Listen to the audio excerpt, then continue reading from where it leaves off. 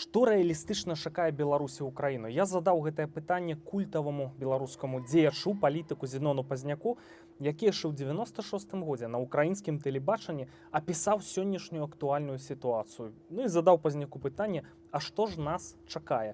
Бо карцінка, даруйце, не аптымістычная. Украінцы б'юць трывогу, што не хапае ракет супрацьпаветранай абароны.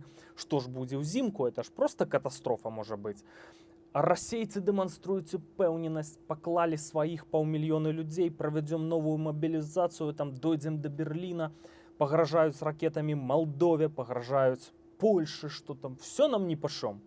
Дык вось Пазняк кажа, што все это дезінфармацыя, все эти артыкулы The Telegraph, Bild, Washington Post, New York Times, это просто псіхалагічная барацьба.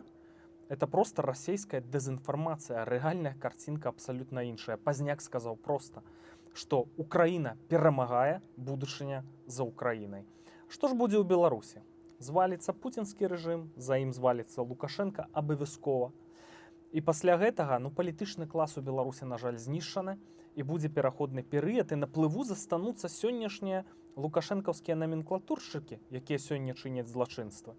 Але разам з тым яны пераабуюцца, бел-чырвона-белы сцяг, там гульні ў дэмакратыю, і з'явіцца, от гавораць в акно магчымасцяў, з'явіцца магчымасць для нацыянальных сілаў, каб дабіцца сапраўднай незалежнасці. І Пазняк сказаў, што так і будзе. Калі такая асоба гаворыць, што так і будзе, няма іншых людзей з такім досведам, з такім божым дарам бачання сітуацыі, не нейкіх там прагнозаў, там Ванга ці Настрадамуса, прагматычным бачаннем сітуацыі.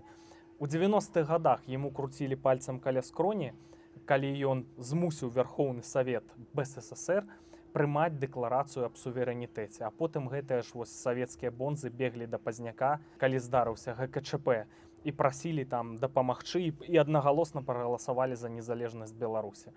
То калі чалавек дае такія ацэнкі, ніхто не можа даць больш аб'ектыўных ацэнак. Інтэрв'ю, дарэчы, вы можаце паглядзець у Ютубе на тэлеканале Белсат Ньюс. Я тут скіну спасылачку ў каментары. Там першая частка пра даты незалежнасці Беларусі, а апошняя траціна гэтага інтэрв'ю якраз прагноз, што будзе.